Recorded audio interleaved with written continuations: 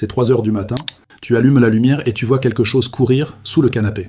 Ou tu te réveilles avec des petites traces rouges sur la peau, alignées en rangées de 3, ou tu ouvres un placard et là, une antenne, puis 2, puis 20. Ce moment-là, il existe un réflexe conditionné que la société t'a installé sans que tu t'en rendes compte. Dans ce cas, ton premier réflexe est souvent d'appeler un professionnel. Ou foncer dans un supermarché, acheter une bombe aérosol à 15 ou 20 euros, qui sent fort, qui étouffe, qui laisse un film gras surtout, et qui, quelques semaines plus tard, ne marche plus vraiment. Ce que je vais te montrer aujourd'hui, ça coûte entre 8 et 15 euros le kilo. Ça tue les cafards, les punaises de lit, les fourmis, les puces, les acariens, les charançons, les tiques.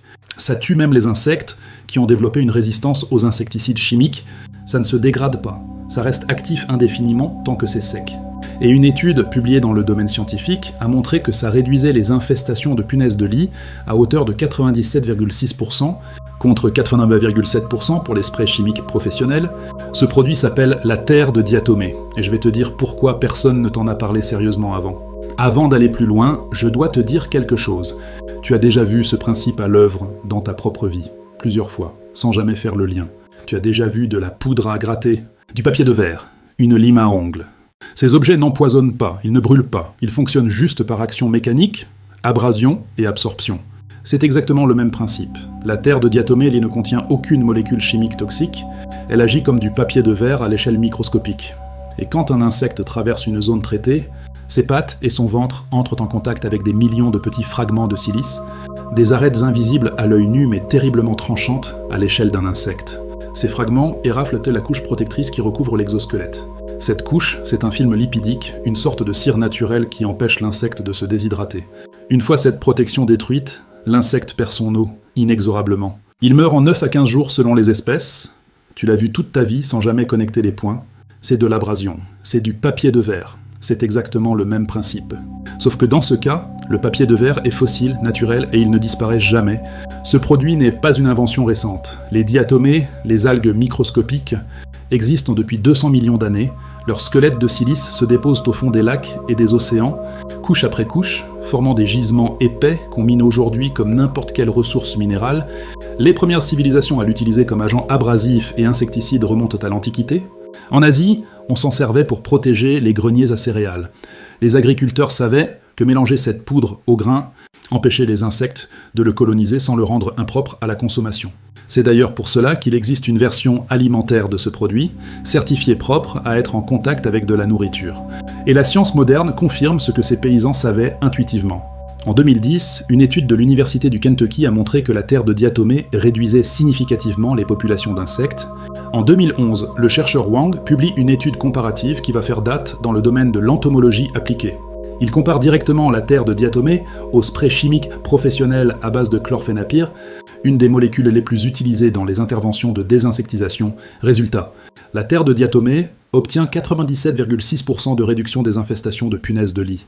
Le spray chimique, lui, atteint 90,7%, la poudre fossilisée bat le spray chimique de laboratoire. En 2012, une recherche de l'Université de Sydney confirme le mécanisme. La déshydratation progressive est bien la cause de la mort, et le processus est irréversible une fois que l'exosquelette est compromis. Un autre avantage que les études soulèvent, et qui est considérable, les insectes ne peuvent pas développer de résistance à ce mode d'action. Les insecticides chimiques, eux, subissent exactement ce phénomène. Les punaises de lit à New York ont développé une résistance aux pyrétrinoïdes, l'une des familles chimiques les plus utilisées. Les blattes germaniques résistent maintenant au carbamate. Ce n'est pas un complot, c'est de la biologie. Quand tu utilises une molécule qui attaque un récepteur chimique précis, les individus qui survivent par mutation vont se reproduire. La mécanique physique, elle, ne crée aucune résistance. On ne peut pas évoluer pour ne plus être affecté par l'abrasion. Alors pourquoi tu n'entends pas parler de ça dans les grandes surfaces ? Pourquoi, quand tu cherches de l'aide contre les punaises de lit, le premier réflexe est de te dire d'appeler un professionnel qui va venir chez toi avec une bombe, te faire payer plusieurs centaines d'euros, et éventuellement revenir plusieurs fois ? Commençons par analyser les chiffres de ce marché. Le marché de la désinsectisation, dératisation et désinfection en France, le fameux secteur 3D comme il l'appelle, a atteint plus d'1 milliard d'euros de chiffre d'affaires en 2023, et il croît d'environ 10% par an. À l'échelle mondiale, la lutte anti-nuisible représente un marché évalué à 26 milliards de dollars en 2025, et les projections annoncent 40 milliards d'ici 2030.